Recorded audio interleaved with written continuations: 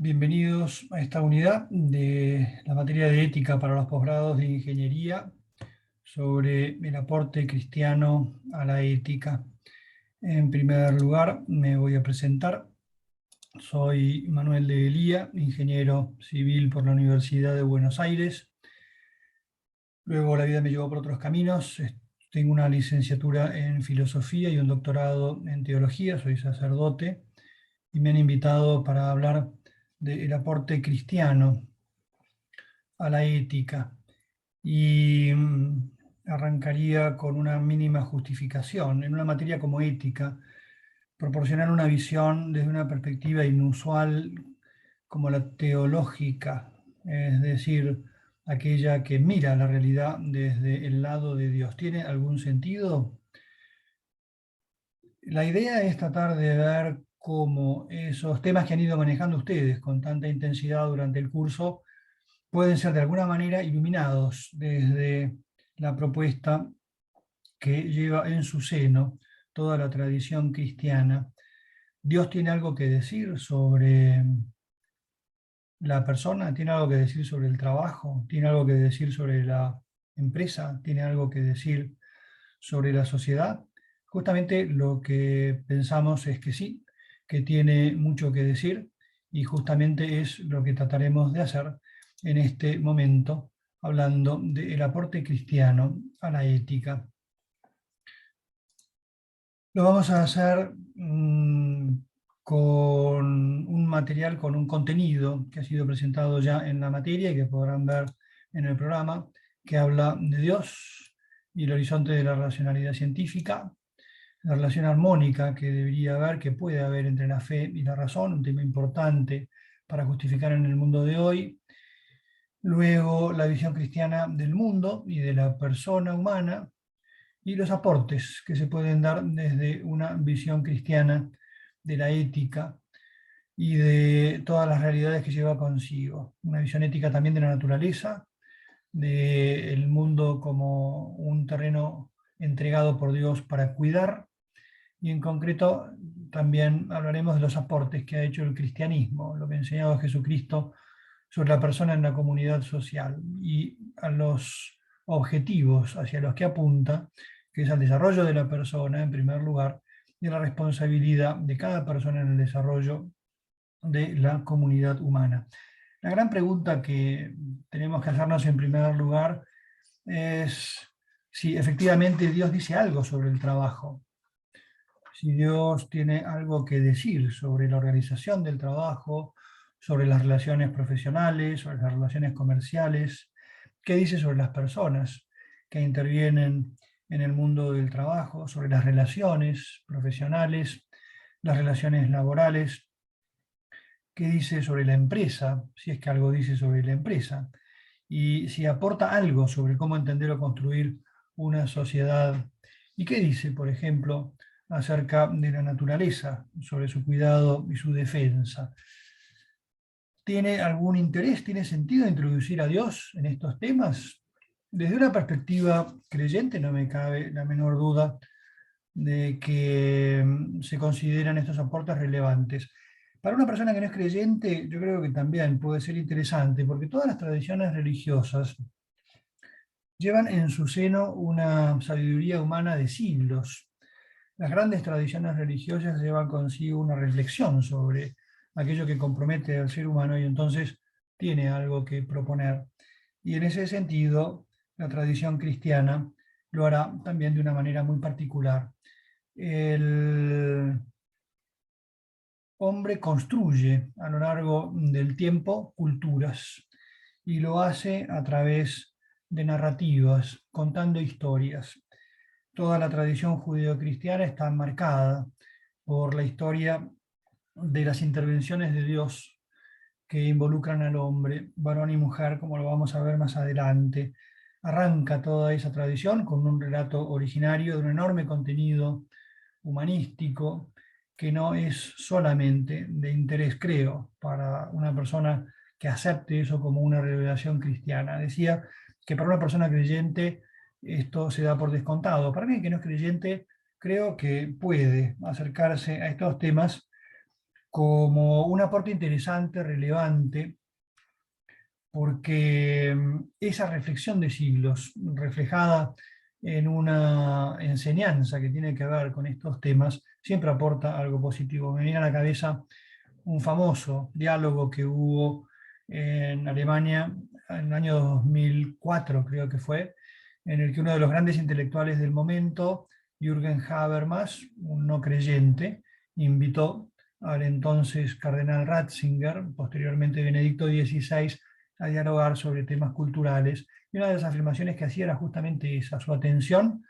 a los grandes libros, por ejemplo, decía él, de las religiones, porque siempre tenían en sí un contenido denso de aportes para construir una sociedad cada vez mejor, que era su tarea, era su deseo. El diálogo que surgió de aquel encuentro fue muy interesante y no es el tema que nos va a ocupar ahora. La tradición cristiana arranca de la tradición judía, por lo cual me gusta llamarla una tradición judío-cristiana, porque son como desarrollos de un mismo germen que se va enriqueciendo a lo largo de los siglos, y arranca de una narrativa originaria que es el relato del Génesis, es decir, de la explicación de quiénes somos, qué es el mundo, qué relaciones hay entre Dios y cada uno de nosotros y la realidad que nos rodea. Y aquel relato nos dice que el mundo salió de las manos de Dios. Dios crea el mundo, el cosmos, y lo pone en manos de la persona humana hecha según su imagen y su semejanza. Varón y mujer, juntos, reciben el encargo, la tarea de transformar el mundo que dejó sin terminar en sus manos. La esencia del relato del Génesis nos deja esos datos. El hombre, varón y mujer han sido creados como imagen de un Dios que se revela como un Dios que es amor. Adán y Eva, una comunidad llamada al amor. Ese dato no suele manejarse con mucha soltura, a veces incluso por personas de tradición cristiana. La imagen de Dios en el hombre, varón y mujer, está en ser una comunidad de amor fecundo y es parte importante de esa revelación. Han sido creados para amar y además han recibido una tarea. Han sido puestos en un mundo sin terminar en el que ellos deberán comprometerse para dominarlo, para cultivarlo, para cuidarlo. Palabras que se utilizan en aquel texto y que llevan consigo una hermosa explicación de lo que hoy ocupa a cada hombre y a cada varón y a cada mujer en este mundo. Están llamados para dominar y cuidar un don del que no son dueños absolutos. Y esa es la posición originaria del hombre, varón y mujer sobre la tierra. Aquel relato contiene también en el capítulo 3, el libro del Génesis, lo que llamamos el relato de la caída originaria o del pecado original, que nos explica que por su libertad el hombre decide prescindir del plan de Dios y decide por su cuenta avanzar en un camino distinto.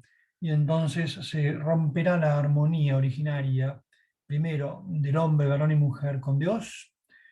En segundo lugar, es interesante en el relato, parece de un modo ingenuo ver cómo los protagonistas, Adán y Eva, se echan la culpa entre ellos, entra en juego el conflicto entre los humanos y el conflicto con la tierra en el nombre de aquel momento en el cual el trabajo deja de ser un lugar de alegría, de plenitud y de riqueza para transformarse en algo arduo. Ganarás el pan, dirá la narrativa bíblica, con el pan, con el sudor de tu frente.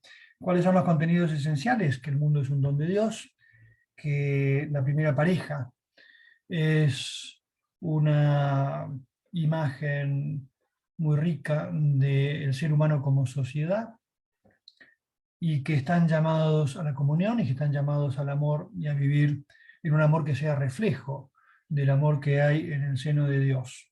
Que el trabajo forma parte de la vocación originaria del ser humano sobre la tierra, es otra enseñanza de un enorme interés, es decir, que el trabajo no forma parte de un castigo, sino que el castigo es solamente en el hecho de que ese trabajo sea costoso, pero que no es en sí mismo una condena. El trabajo forma parte de la vocación originaria del ser humano sobre la tierra, todo un tema. Y también, entonces, la existencia de conflictos. También el hecho de que el mundo en el que vivimos es un mundo imperfecto, con personas imperfectas, está también, por así decir, encerrado en la riqueza de aquel relato originario. En una materia como ética, decía, ¿tiene relevancia introducir temas religiosos? Sí, porque existe un prejuicio de ver las relaciones entre la razón y la fe como conflictivas y pensar que lo que me dice la racionalidad se contrapone en general con lo que propone una visión religiosa del mundo. En particular, parece aceptarse frecuentemente que entre la Iglesia y la razón, entre la fe y la ciencia, ha habido, se cree ingenuamente, siempre conflictos. Es cierto que hubo conflictos que las contrapusieron. El punto culminante probablemente pueda colocarse en el conflicto de la Iglesia con Galileo, por ejemplo. Así, podemos ver que hubieron errores en ese diálogo. El caso concreto, por ejemplo, de Galileo, hubieron errores por parte de los dos protagonistas del conflicto, pero basta estudiar serenamente lo que sucedió para entenderlo como una discusión que ayudó a entender mejor el alcance de las afirmaciones científicas, por un lado, y el alcance de las afirmaciones religiosas, por otro, por lo cual llegó, sobre todo, posteriormente, a poder meditar profundamente sobre qué relaciones han de haber entre la ciencia y las religiones y la fe cristiana en particular. Creo que bastaría señalar que las ciencias se desarrollaron en universidades creadas por la Iglesia, que la Iglesia ha tenido una constante presencia en el mundo de la educación y por lo tanto en el mundo del saber, en el mundo de las ciencias, en el mundo de las ciencias experimentales. Está llena la historia de las ciencias de gente de profunda fe, no solamente cristianos, sino también de otras confesiones que no han encontrado conflictos entre lo que ellos creían, lo que ellos aceptaban por su visión religiosa y por y lo que iban desarrollando en el trabajo de su investigación científica.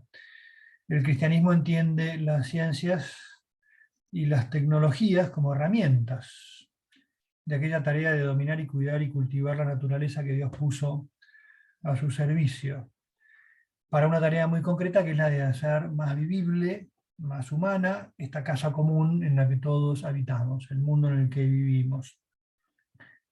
El objetivo es construir como hermanos una sociedad justa. ¿Puede parecer utópico? Sí, no habría que tenerle miedo a las utopías si nos permiten caminar hacia algo posible y algo mejor, no si funcionan simplemente como simplificaciones que cierran el análisis racional de los conflictos, de los problemas que puede haber.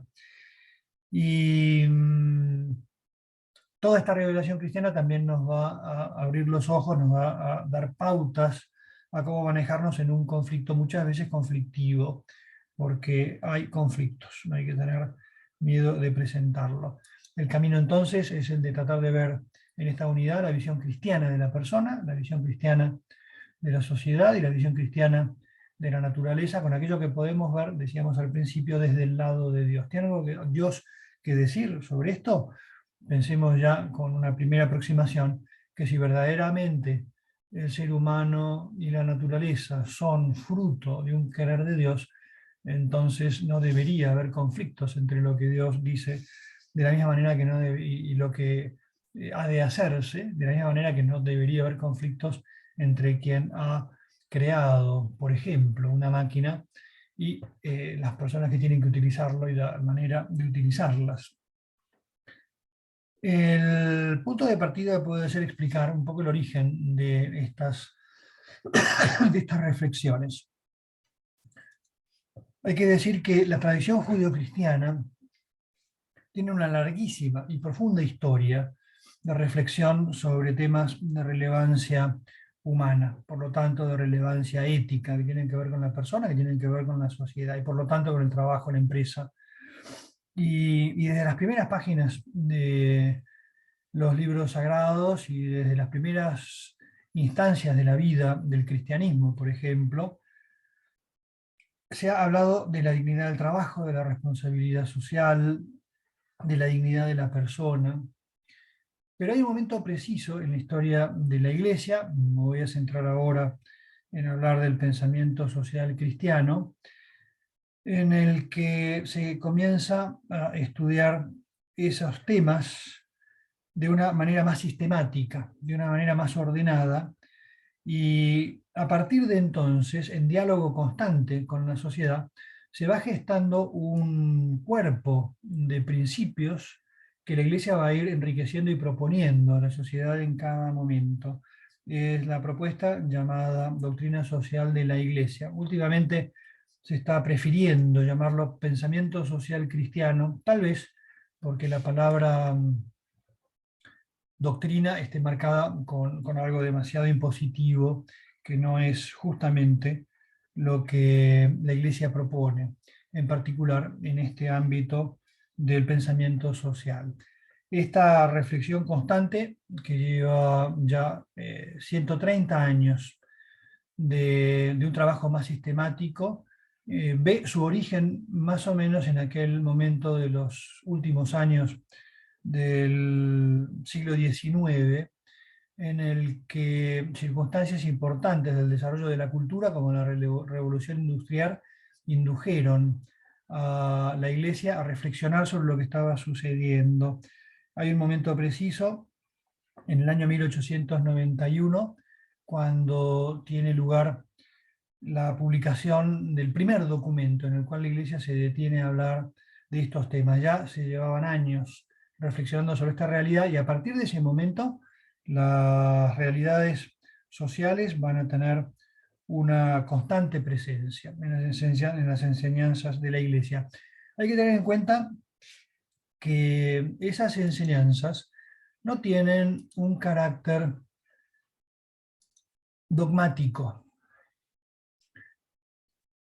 Aquello que damos en llamar la doctrina social de la Iglesia tiene una forma de expresarse y una forma de trabajar que se propone como un protagonista más del diálogo que en la sociedad se da alrededor de los temas sociales. Entonces, el pensamiento social cristiano se presenta como un cuerpo de enseñanzas a modo de principios generales y que lleva larga tradición de reflexión y de diálogo muy rico entre otros actores sociales, tanto desde la filosofía como ya más cercanamente de ciencias más específicas, que han ido enriqueciendo el diálogo que hay justamente entre el mundo y las realidades sociales que plantean desafíos.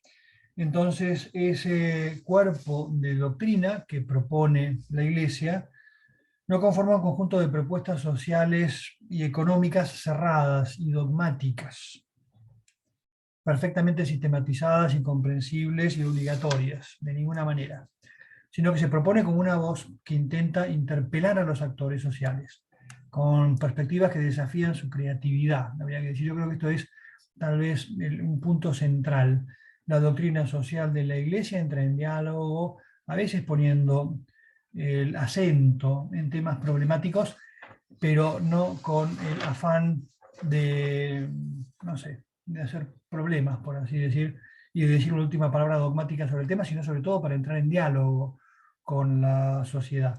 Una afirmación que ha sido hecha por todos los papas, pero que quería hacer notar particularmente con las palabras del Papa Francisco, que no es idea de la Iglesia el dar la última palabra sobre temas de los que no debe ocuparse. Dice, ni el Papa ni la Iglesia tienen el monopolio de la interpretación de la realidad social o en la propuesta de soluciones para los problemas contemporáneos.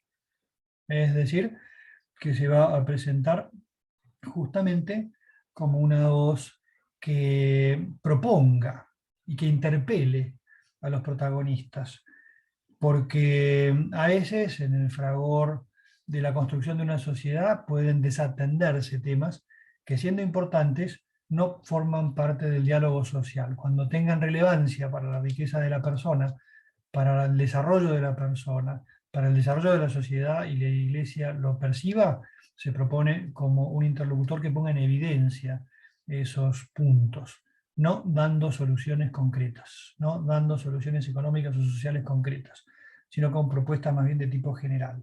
Lo cual no significa que no haga, porque de hecho los hace, afirmaciones sobre problemas coyunturales o problemas que tienen que ver con algún momento preciso de la historia, ¿no? También, hablando de estos temas, el Papa Francisco hacía notar, dejó una cita un poco larga para irla leyendo juntos, que dice que las enseñanzas de la Iglesia sobre situaciones contingentes están sujetas a mayores o nuevos desarrollos y pueden ser objeto de discusión, pero no podemos evitar ser concretos, sin pretender entrar en detalles, para que los grandes principios sociales no se queden en meras generalidades que no interpelen a nadie.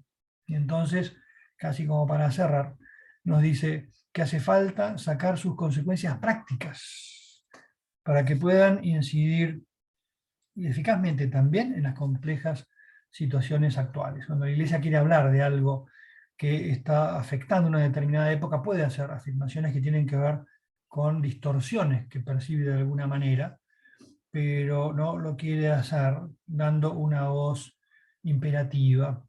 En este tema es importante reconocer cómo la Iglesia reconoce la autonomía de las ciencias. Una política impositiva la tiene que establecer la sociedad con sus propios consensos, no la Iglesia. Una política laboral no la tiene que hacer la Iglesia, sino que tienen que hacerlo las instancias sociales que son las que tienen que trabajar en ese tema. Para señalar con un ejemplo muy concreto esto de la no generalidad de las afirmaciones de la Iglesia y que puede a veces ocuparse de temas coyunturales que podrán ser posteriormente tomados con menos interés, quería hablar de un caso muy concreto, que fue justamente el primero de los documentos de doctrina social de la Iglesia, como se la llama, que es la encíclica, carta encíclica Rerum Novarum, del año 1891, del Papa León XIII. En unas circunstancias muy particulares, pensemos que estamos en plena revolución industrial, que junto con enormes desarrollos en productividad, en producción de bienes y distribución de esos bienes y de aumento de la calidad de vida de muchísimas personas, también llevaba consigo un problema que era lo que se dio en llamar la cuestión obrera. Entonces, después de un largo tiempo de reflexión, la Iglesia en la figura de León XIII quiso dar una voz que pusiera en evidencia a aquellos que no tenían voz, de alguna manera. ¿Cuál fue el problema? Que el gran desarrollo de la industria y el uso masivo de la mano de obra hizo que las condiciones en las que vivían las personas que trabajaban fueran muchas veces absolutamente inhumanas y se gestaba en distintos ámbitos de la sociedad un desafío que no estaba siendo atendido por las fuerzas que construían en aquel momento la sociedad. Celebrando la fuerza del progreso, el Papa en aquella carta va a tratar de poner la atención sobre problemas serios y proponía perspectivas de lectura de los problemas y al mismo tiempo hacía propuestas concretas. Esto nos lleva a un punto importante. Cuando la Iglesia se enfrenta a cuestiones concretas, mira el momento, la coyuntura, y entonces ha presentado propuestas o soluciones, a veces haciendo afirmaciones particulares, sabiendo que ella no es la que tiene que dar respuesta concreta. Es decir, ¿qué ha de hacerse con los obreros de una fábrica que trabajan durante 16 horas y se les paga poco y trabajan niños? Estoy hablando de lo que sucedía en la época de la Revolución Industrial cuando sale esta encíclica. No existía todo el colchón social de vacaciones, jubilaciones, todo lo que hubiera. La Iglesia lo que hace es llamar la atención Y entonces, insisto, va a ser denuncias, llamémoslo así, llamémoslo denuncias, pero lo hará también aportando visiones, perspectivas y a veces propuestas. En esas propuestas se van a encontrar a veces sesgos que tienen que ver con la época y que pueden no ser del todo adecuados para tomar hoy. Es decir, la doctrina social de la Iglesia no se propone como una afirmación atemporal y absoluta, sino que tiene una fuerte carga histórica. Es decir, en cada momento dice cosas que tienen que ver con ese momento. Y entonces no puedo tomar textos de una época distinta para aplicarlos de un modo acrítico a la época contemporánea. En el caso concreto de la Rerum Novarum, ¿no? De este documento que presentamos delante, tiene, por ejemplo, eh, propuestas que tienen un cierto tinte de corporativismo, bastante tinte de corporativismo. Hay que colocarse en la época en la cual la ingeniería social, por llamarlo de alguna manera, trataba de manejarse entre propuestas distintas. De un lado, por un liberalismo bastante extremo, por otro lado, de lo que podríamos llamar fácilmente en un cierto corporativismo que parecía prestar más atención a los colectivos sociales. Entonces, la encíclica va a tener un sesgo hacia ese modo de pensar, sin que sea la propuesta que la Iglesia impone como solución. Lo que va a hacer, sí, este documento en particular es hablarnos de aquellos temas que no se pueden dejar de lado, como por ejemplo la dignidad de la persona humana. En un momento en el cual los obreros eran considerados como simple mercancía, podría decirse como esclavos, la Iglesia va a tratar de llamar la atención sobre la dignidad con la que ha de ser atendido cada uno. Va a hablar de la necesidad de construir una sociedad justa en la que todos tengan parte en la riqueza que se genera. Va a hablar de los derechos de los sindicatos, va a hablar de la propiedad privada y en general esta encíclica, estoy pensando en lo que se dice por parte de actores sociales de aquella época, va a ser tomada como un aporte al pensamiento social de la época. Insisto, las propuestas afines al corporativismo o las pocas propuestas económicas que podía hacer son deudas de la época y no tienen demasiado peso ni demasiada importancia, pueden dejarse de lado sin dejar de atender a los principios fundamentales. Entonces, a lo largo de los siglos, todos los papas posteriores han hecho afirmaciones sobre temas relevantes de su época. Basta pensar en los grandes documentos de Juan Pablo II en torno al comunismo, a la caída del muro de Berlín y la propuesta de pensamiento de una sociedad nueva, la crítica que hacía del liberalismo que llamaba salvaje, que debería llamarse así salvaje. Basta pensar en las encíclicas de Benedicto XVI, que con otro corte también va haciendo propuestas de construcción social en torno a valores como la caridad, la gratuidad, y las encíclicas del Papa Francisco, que han sido muchas veces muy resistidas en ámbitos de nuestro país. Entonces, en los documentos siempre hay un reflejo de los grandes valores a los que se atiende y luego una serie de verdades históricas, podríamos llamar fechadas, con fecha, que tienen más que ver con coyunturas, propuestas que hacen hincapié en los principios fundamentales sin dejar de detenerse en cosas que pueden parecer secundarias, pero que sirven para ilustrar lo que se está diciendo. Entonces, quiero subrayar fuertemente que la Iglesia no quiere proponerse con una voz absoluta, no quiere tomar partido, y ya lo vamos a ver más adelante, por soluciones concretas que corresponden a los actores sociales, gobiernos, sociedad civil, individuos, empresas, sindicatos, que han de participar en la construcción de un mundo más justo. Todo aquello que tiene que ver alrededor del trabajo, los actores sociales que hay alrededor de esos problemas son justamente los que la Iglesia tendrá simplemente que observar para ver si tiene algo que decir al respecto.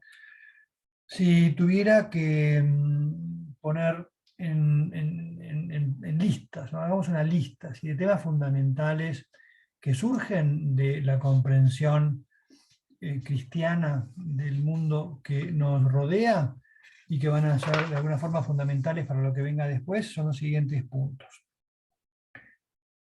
Primero, en la relevancia que le damos a esas narraciones como un punto de atención al que ir a buscar valores antropológicos que están encriptados dentro de los relatos. De aquel relato de la creación, por supuesto que visto con siglos de reflexión y también con una luz cristiana, se pueden rescatar algunos elementos. Esos relatos no son mitos en el sentido de relatos inventados que tratan de dar razón de momentos arquetípicos de la historia de la humanidad, así relatados de un modo inventado, sino que la Iglesia los ve como palabra de Dios que de un modo enormemente simbólico me comunica contenidos que son esenciales para la vida del hombre sobre la tierra. ¿Cuáles son esos elementos que salen? Primero es que el mundo ha sido creado por Dios. Es decir, que no es un accidente. Aclaro que no hay ningún problema con la evolución. El padre del Big Bang, por ejemplo, es un sacerdote católico, para hacerse una idea. Esto va por otra dimensión. El primer punto decía entonces es que vivimos en un mundo, en el cosmos, en el contexto natural en el que vivimos, querido por Dios, creado libremente por Dios, es decir, amado por Dios. El mundo es fruto de la libertad y la bondad de Dios. El mundo es bueno. Primera noción que nos ayuda a colocarnos en lo que vendrá después. El segundo punto es que Dios pone al hombre, varón y mujer, a la cabeza de la creación. Él, que es el Señor, pone a todo lo existente bajo el dominio, bajo el cuidado de la primera pareja humana. Es decir, que el lugar del hombre sobre la tierra es muy particular. Es el de ser Señor de la creación. El tercer punto que podríamos rescatar es que no es pensable el ser humano individualmente, sino que hemos de pensar cómo la creación ha sido hecha para tener un ser a la imagen y semejanza de Dios, una primera pareja llamada al amor. Ahí se funda también toda la doctrina de la Iglesia alrededor de la fraternidad humana. Somos todos hijos de Dios, hermanos de los demás. Y esto supone que esa llamada originaria a una primera comunidad del amor nos marca como seres en el universo. El cuarto punto, y es fundamental, es la centralidad del trabajo. Todos los seres humanos tenemos una tarea concreta, terminar la obra que Dios comenzó, que ha puesto en nuestras manos. Y esa es la tarea del trabajo. Nos destinó a trabajar. ¿Qué es trabajar? Hacer juntos este mundo más humano, más vivible. Eso también podría darnos una idea, ¿no?, de qué es lo que se espera, qué es lo que se busca de cualquier trabajo. De una forma más, tal vez un poco más difícil de entender, el mundo ha sido creado con una racionalidad, es decir, Dios ha querido que funcione de una determinada manera y nos ha también indicado cuál es nuestra manera de funcionar. Y nos ha dado, lo vamos a ver más adelante, es otro de los puntos, una enorme libertad, pero no da lo mismo manejar el mundo de cualquier manera. La crisis ecológica puede ser una indicación de esta noción, pero también, por ejemplo, el mundo de la física, es decir, las leyes que regulan la naturaleza, es algo que Dios lo ha querido y que lo sostiene de esa manera. Yo puedo hacer ciencia porque hay una racionalidad en el mundo. El mundo tiene una racionalidad que yo puedo comprender, que yo puedo leer.